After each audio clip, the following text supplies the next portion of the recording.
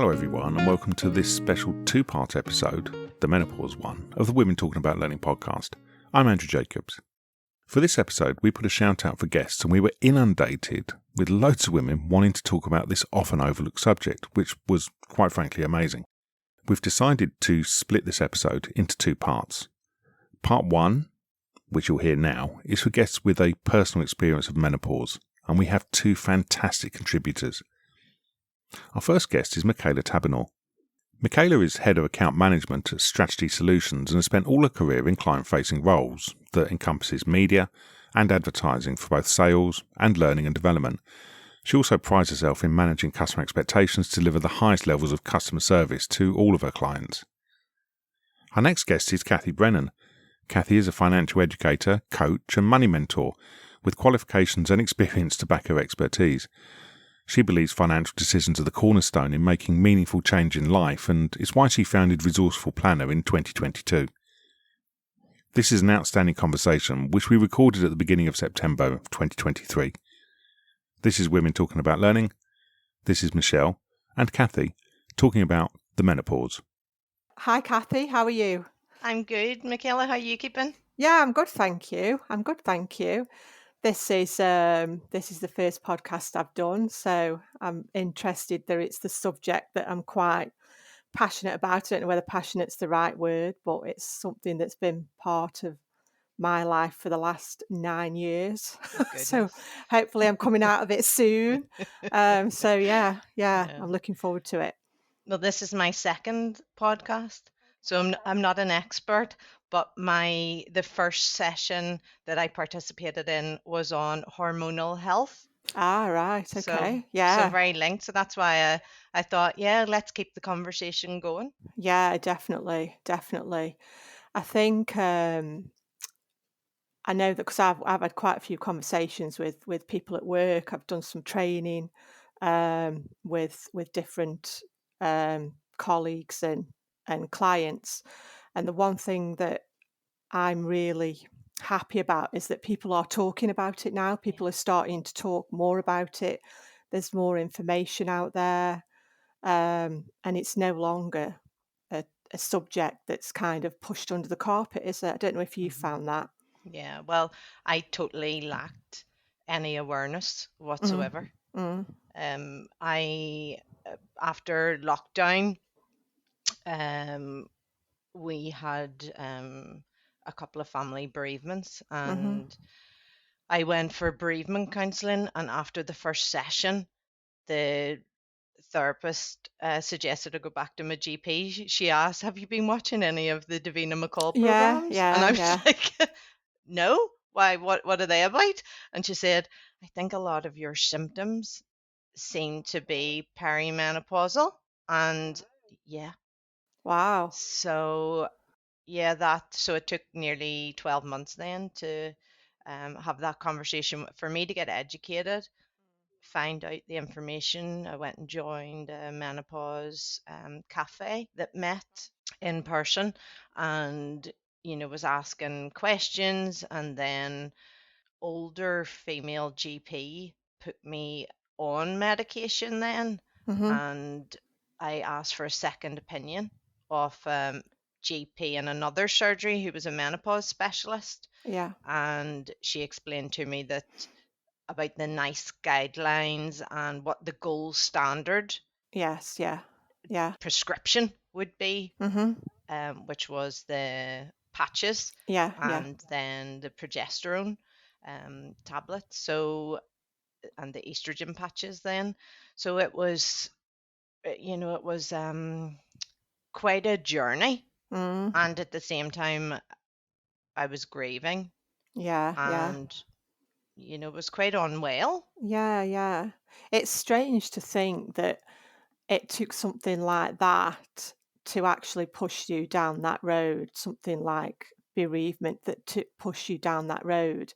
And I think that's where now the education that's out there, the fact that people are talking about it, somebody should automatically know, because it's out there, it's being spoken about, should automatically know that to look out for those symptoms. And if you are feeling, I don't know, whether it's a little bit down, whether it's just not yourself, which was, how mine started, then at least they will know there's information out there. And straight away, the likes of people like Davina McCall, I picked her book up 2 years ago, and I think as soon as it came out, I got it because I follow her on Instagram, and I just think it's a Bible. I just think it's so a lot of the information in there, all the stories are stories that you can relate to quite easily. Because Mhm. when I was first diagnosed in 2014, I went to my GP because I'd not been feeling myself. I couldn't put a finger on how I was feeling. All I knew was I felt rotten. I just didn't feel myself, and I just felt poorly all the time. And it was so out of character because I'm not a person that gets poorly. I'm not a person that suffers with Mhm. with with any kind of illness. I'd had a hysterectomy when I was 42 in 2008, but they'd left my ovaries, which meant that I would go into a normal menopause. And then obviously in 2014, I started to feel unwell. So I went to the GP, and the GP said to me, yeah, I had a blood test. Yes, you are in the menopause, but I don't believe in HRT. So I'm not going to prescribe it. So go to your local chemist and buy something over the counter. There's plenty of stuff there. And that's what I did for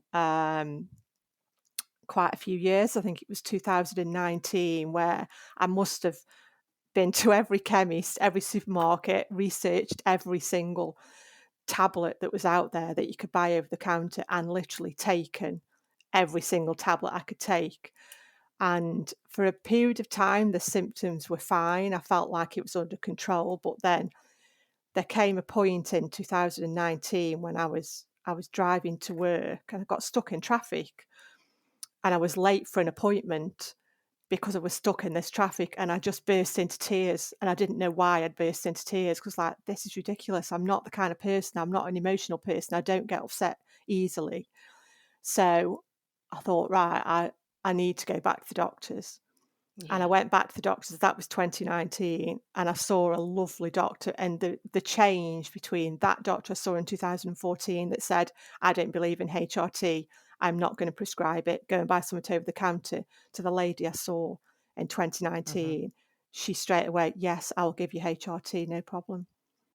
It was actually a male GP that looked up the NICE guidelines and took into consideration my second opinion and then prescribed. Yeah, So the older female GP had recommended a brand called Femiston, which was a tablet. yeah, And then when I got the second opinion, that GP explained to me that that could take ages. You know, yeah, it could take it would be a slow burn yes, in yeah. terms of me feeling well. And by that stage, I had been off work 9 months. Gosh, Yeah. So I didn't have 3 or 6 months. I needed to get well. yeah, yeah. And that's and I was aged 45 when I started then to ask my GP. And at that stage, because we were still in lockdown, it was just telephone Yeah, consultations. yeah. It's really difficult, wasn't it? And I remember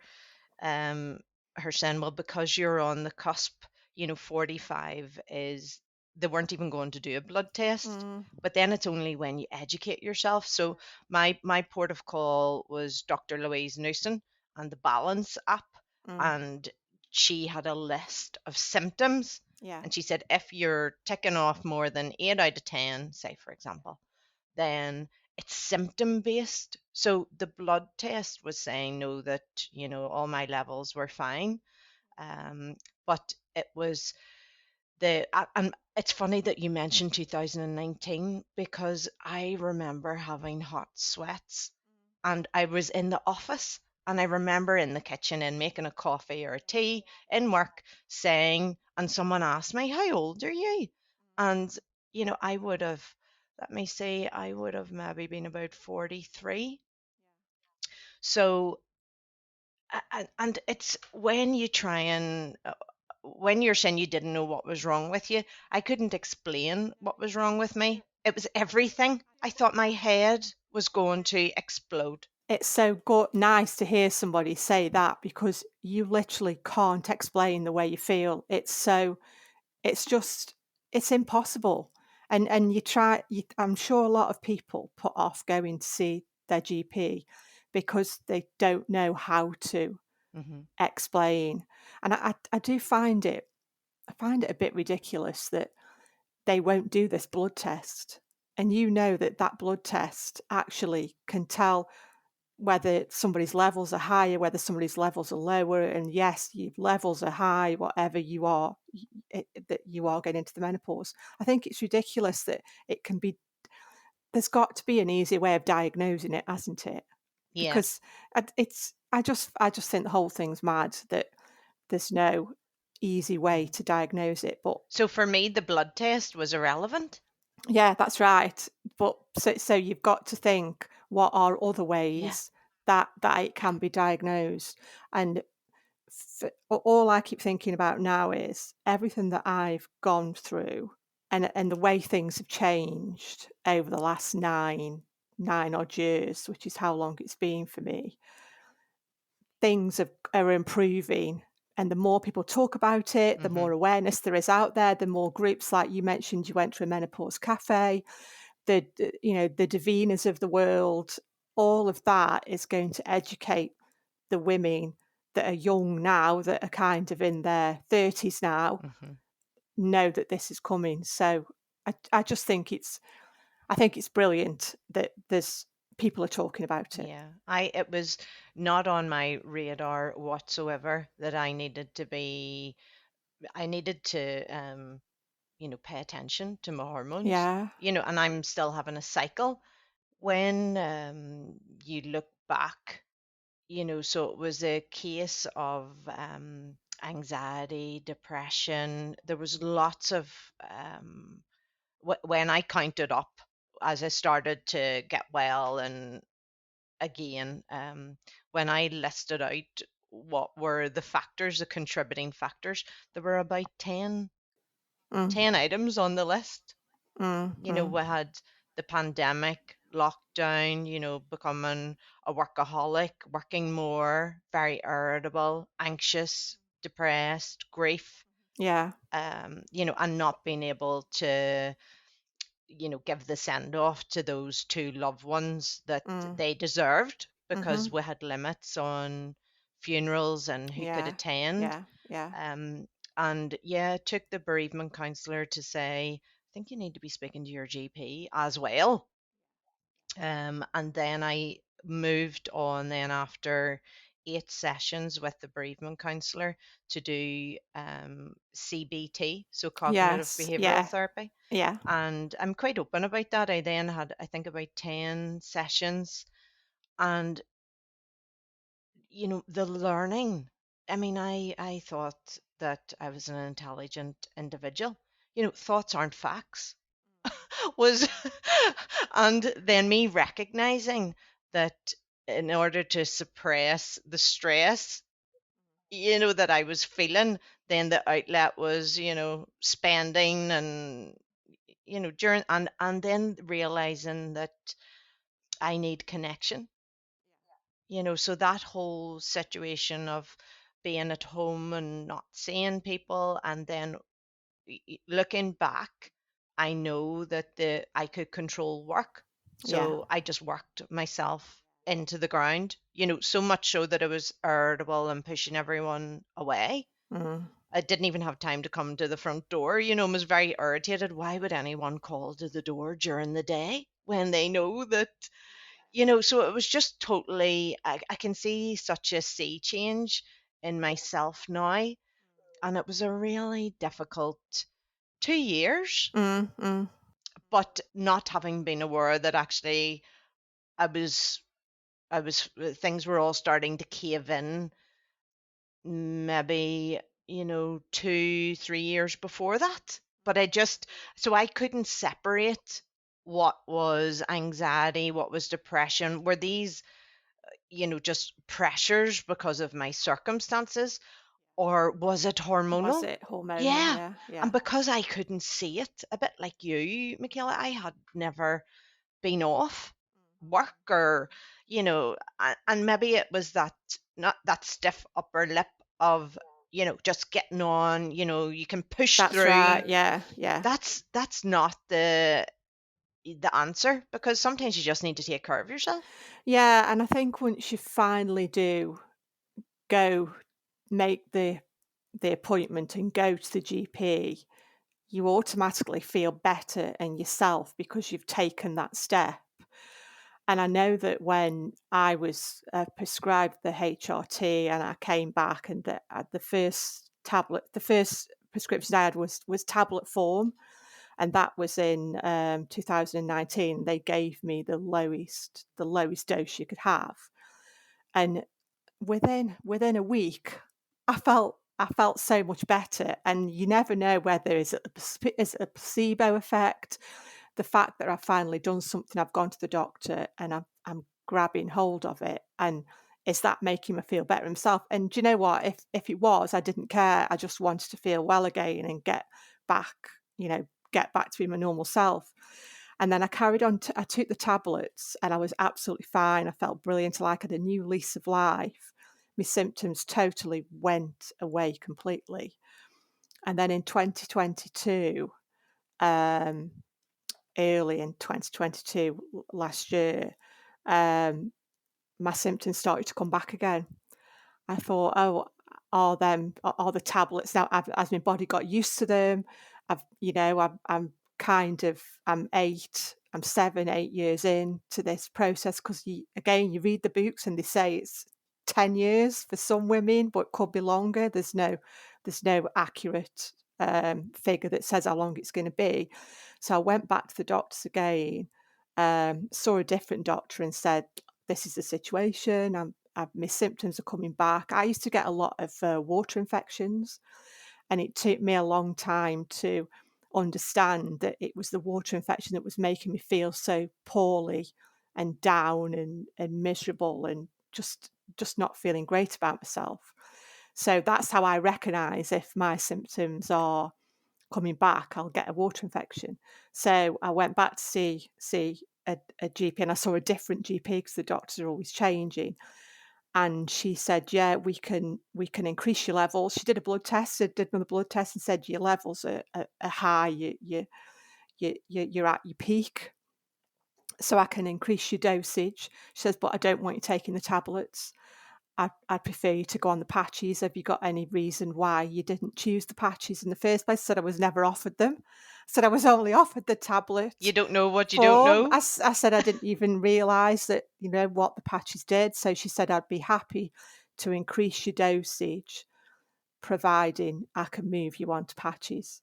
So she moved me on to patches, and I've been fine on them. Yeah. And I'm kind of hoping that, I'm 9 years down the road.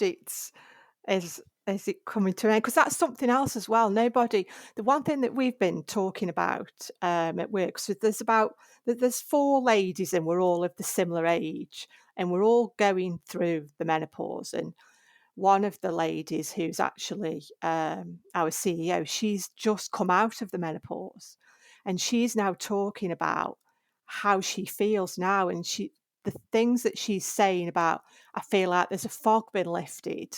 I feel like I'm energized. I've got my mojo back.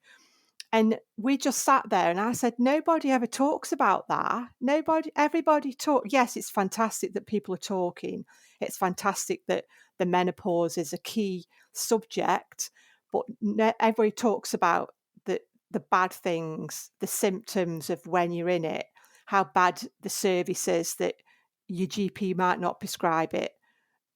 They all talk about that. Nobody talks about what it's like after. And that's a really positive thing to think, because if at 5 years in, and again, you don't know how long it's going to last, you're talking to somebody that's saying, yeah, I came out of it and I'm energized, I feel like a fog's been lifted, I can string a sentence together, then for me, that's like, oh, I've got that to look forward to. Mm-hmm. Bring that on kind of thing. Yeah. And that's the one thing that we've been focusing on at work between the four of us, talking about what it's going to be like when we come out of it.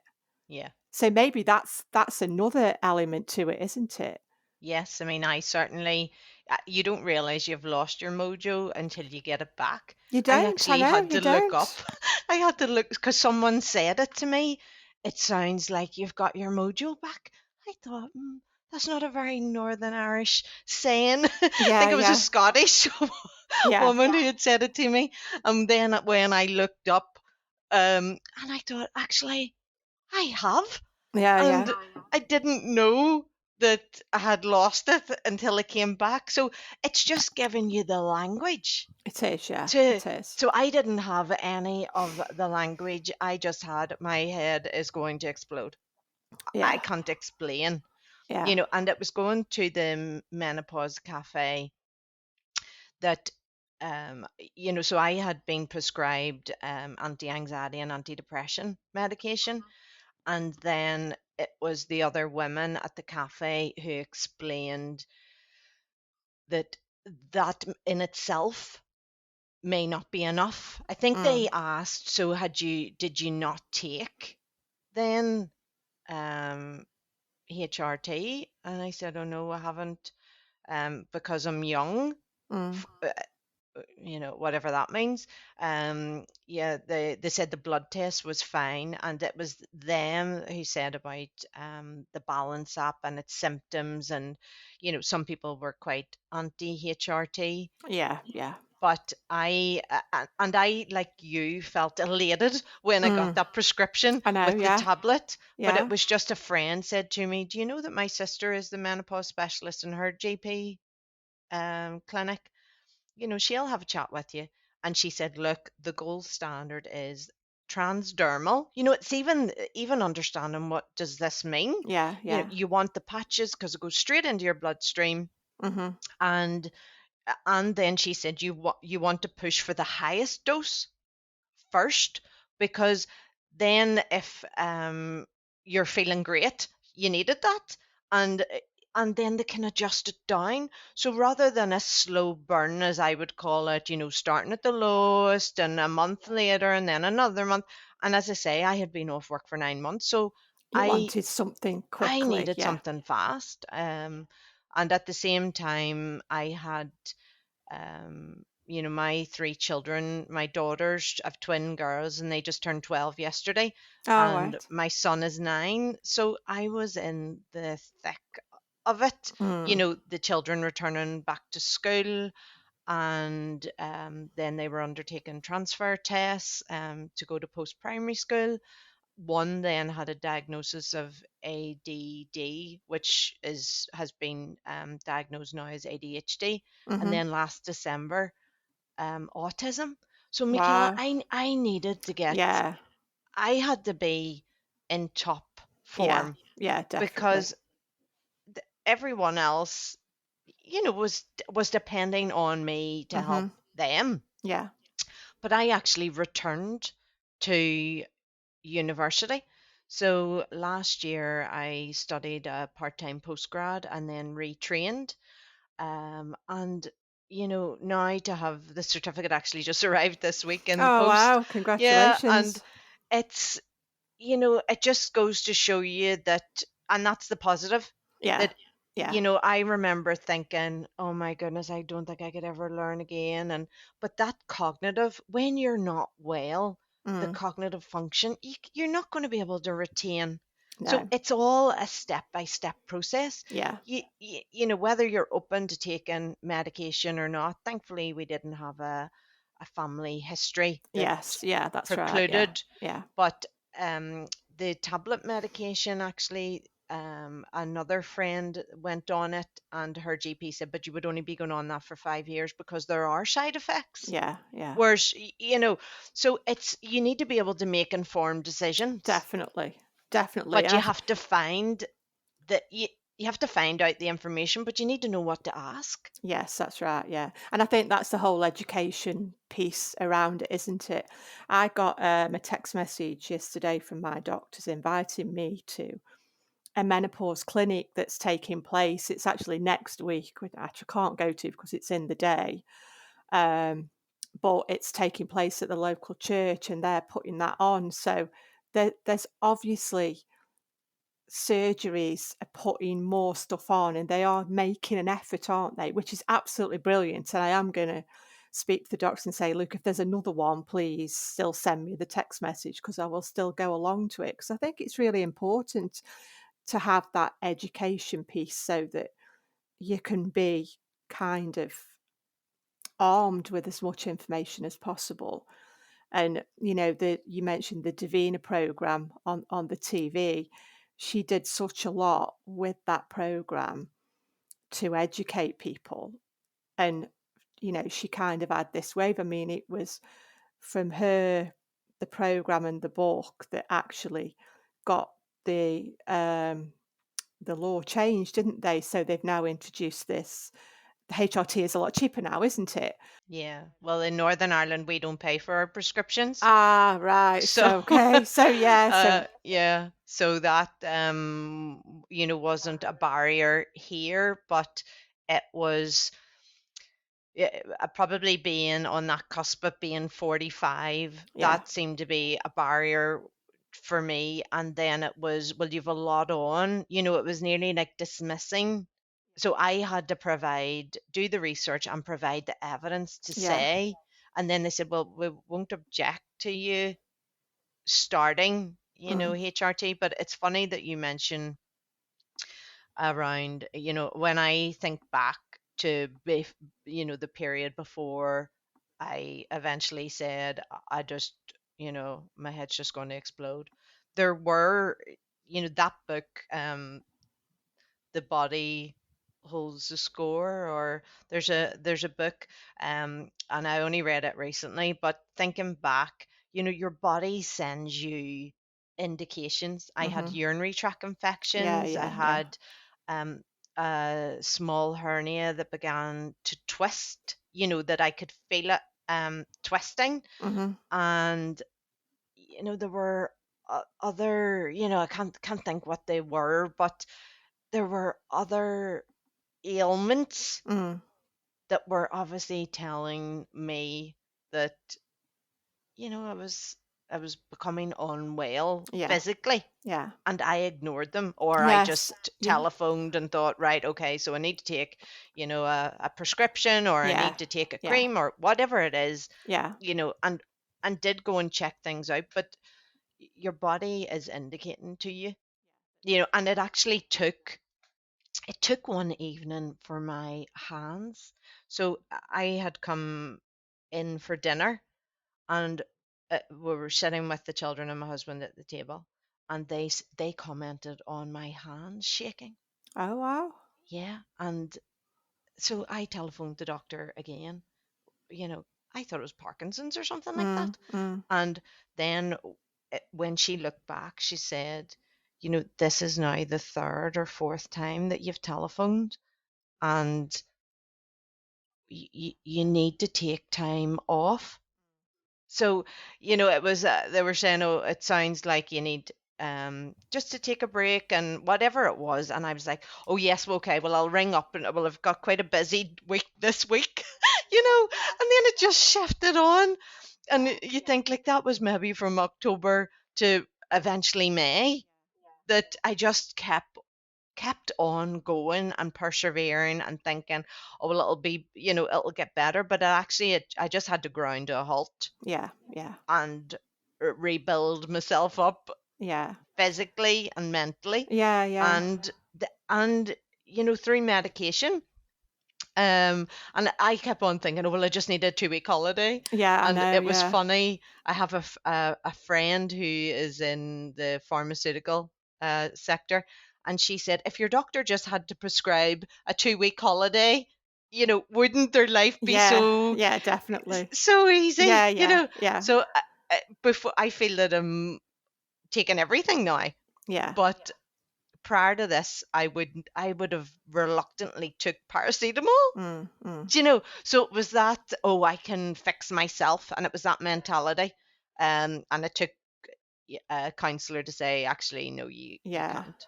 Yeah, and that's really mad to think, and I think there'll be a lot of women out there that will try to, "Oh, it's fine, I can fix myself. I'm not the kind of person that gets ill, so this is really unusual. I never go to the doctors. I'm not gonna go to the doctor." Yeah. And you try and just deal with it yourself, and it it's just not doesn't cut it, does it? Yeah. And Well, it's being compassionate. I think that's what I have learned now, mm, that it's actually self-care isn't selfish. yeah, So I think about all of the time I had before we had our 3 children, so I didn't realize that I needed to look after myself every day. And that sounds like so silly to say that out aloud. yeah, yeah, But, if you went to an exercise class, maybe twice a week and got out for, maybe a walk at the weekend, I thought that was enough. I yeah, didn't realize that I needed to be present and eat and, yeah, just yeah. take care of myself Yeah.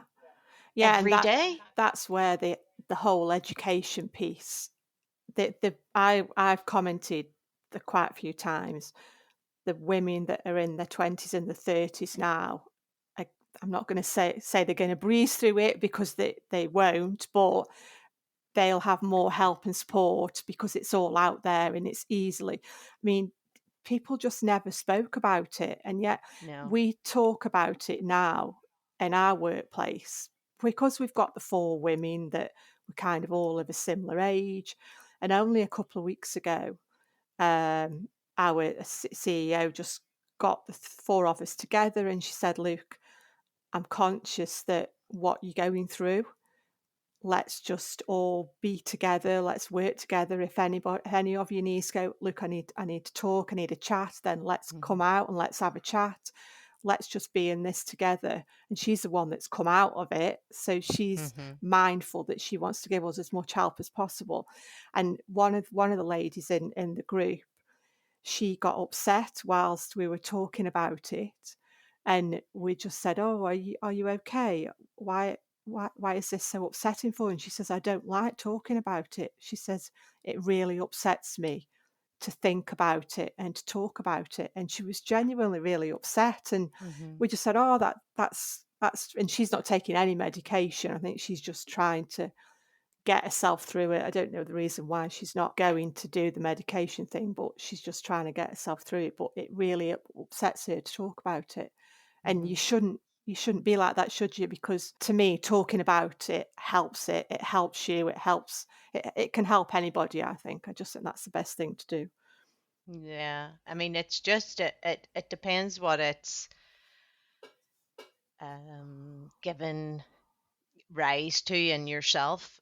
For me, the it was a wake up call Mm, that mm, I needed yeah, in order to, you know, uh, really enjoy yeah, this next phase. yeah, And I'll be 48 this year. yeah, So I feel that I am now back top of my game, yeah, yeah, yeah, and you can look forward, and I'm living more in the present, yeah, and I'm being more vocal yeah, about what I need, yeah, yeah. at home and from the children. And they are at an age now where they're starting to Mm, menstruate. mm, mm, And it's something that, and even just going in and using public bathrooms now, and yeah. there are period products, Yeah, that's right. Yeah, they're it all just so open. is, it is so open, and it's, there's nothing to be ashamed of. But for your work colleague, y- it could be just so emotional. Yeah, well, And yeah, I think yeah, it is. Yeah, I think it and is is. it that loss of, um of a younger self? Yes. So it's nearly, I see it really as a time that I have found, whilst it was a difficult journey to go through, Mm, I've come out the other end, mm-hmm. and I've I've realized that, I shouldn't have been beating myself up, Yeah. because I just needed Mm-hmm. a bit more TLC, Yeah. Yeah. and that to come from me. It's interesting, those sayings, you can't pour from an empty cup. Yeah.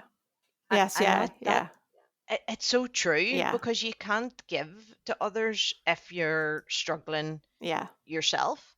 And other people find it difficult to talk, because they're thinking, oh, I've lost my train of thought, or they get emotional. Whereas one lady who I met, um, I suggested to her that she just email Mm-hmm. her line manager, Yeah. because she said she got flustered then when she Yeah. was coming over to see like how she was, or returning back to work.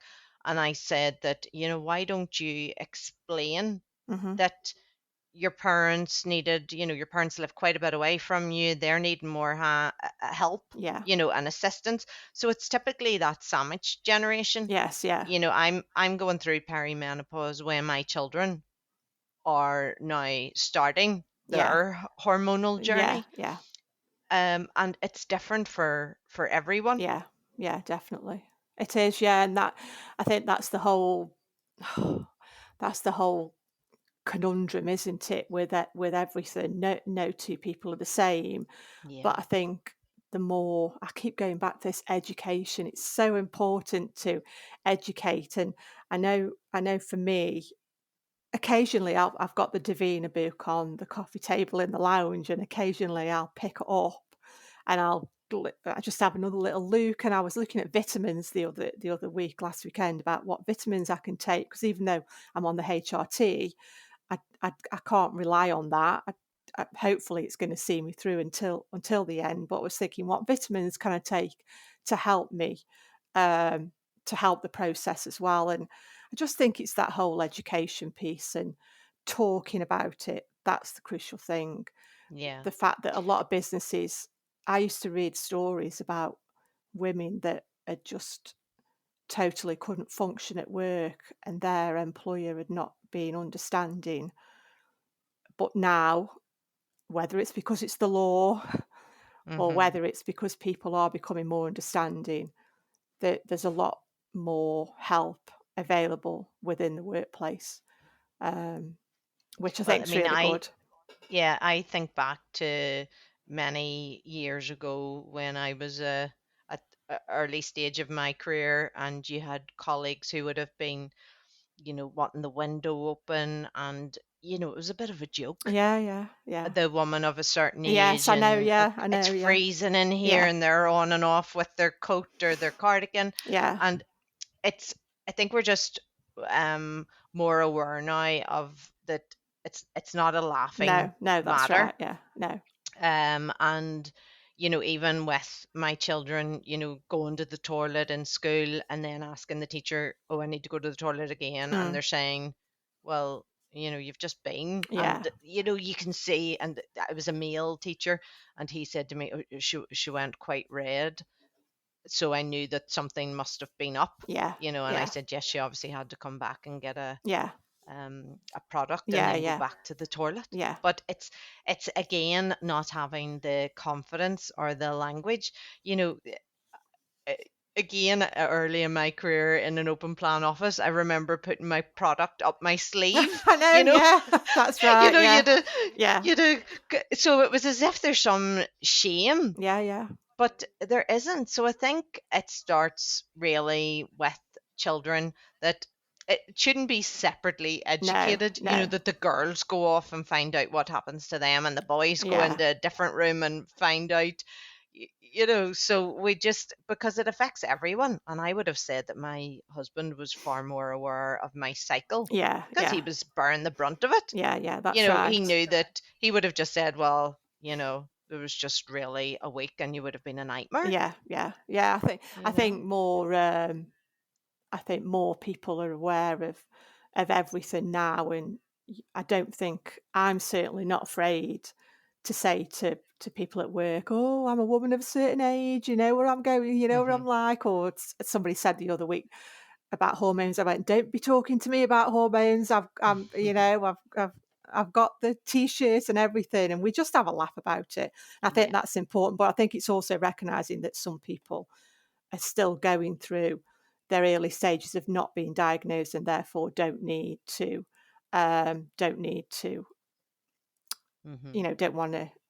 don't want to talk And about it. at that age, there can be a certain element of loss for your Absolutely.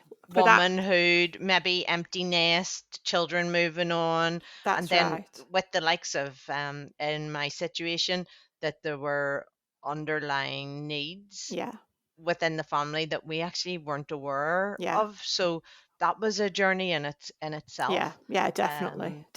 And that's a lot of people are saying, oh, it seems to be, everyone's getting diagnosed, but with but what when people go on then HRT, sometimes if they're still struggling, then that's where you're getting like late diagnosis with women for ADHD, Yeah, ADD, that they are being treated with medication for their hormones, but actually yeah, they're not neurotypical, so that's why they're having other challenges, and it's nearly like a relief yeah, then that people are saying, oh well, so then I'm just different, yeah. whereas I feel Yeah, like I've struggled my whole life, but there's the y- whole thing about that. There's the whole thing still a lot to do, isn't there? yeah, But I yeah. think we have made great inroads for hmm sure. Yeah, so let's keep the conversation going. And I think the more that we can be open, because in my early 40s, I wouldn't have been aware that No. this was coming down the track. Mm, I just and I didn't know that actually menopause, when um you've had your last period mm, and 10 years has passed, mhm. and because I was still getting, my cycle would have been very erratic, Yeah, and then now on the medication, it's yeah, back to sorted. never been this um regular and so many days, but it's just a matter now. It's quite a bit to take Yeah, in terms of, so when did I put the patches on, and the panic then last year on holiday when you were swimming and then the patches were coming off, and yeah, then the more you talk about it, then some other people will say, oh, I use gel because I yes, go to the gym every day or I swim yeah. every day, so the patches There's don't lots work of for options me. out there, Yeah, isn't there? yeah, Lots of it's options out there. knowing. Yeah, Yeah. yeah, it But is. until you say about that, and then it's that sometimes you just can't see the wood for the trees because there are maybe so many other factors Yeah, going on in your life at that moment. yeah, definitely. um and that's where I suppose being more mindful of your cycle, your moods, and that contemplation of how has today been. Hmm. And were there you burst out crying in the car, Yeah. going back to the Yes, start of our that's right. Yeah, conversation. yeah, yeah. I think Yeah. we're done. It's a wrap. Yeah, it's a wrap. Thank you. Thank you. We loved this recording and have listened back a few times already. It's a rich conversation, and we are so grateful to Michelle and Cathy for their generous contribution. You can, as always, find their details in the show notes, along with all the links and contact information. You'll also find links to some of the things they discussed and topics of interest. Stay tuned, because tomorrow we're releasing the second episode, which will pick up on some of the questions raised and try to answer them. As always, thanks for listening, and we'll see you again soon.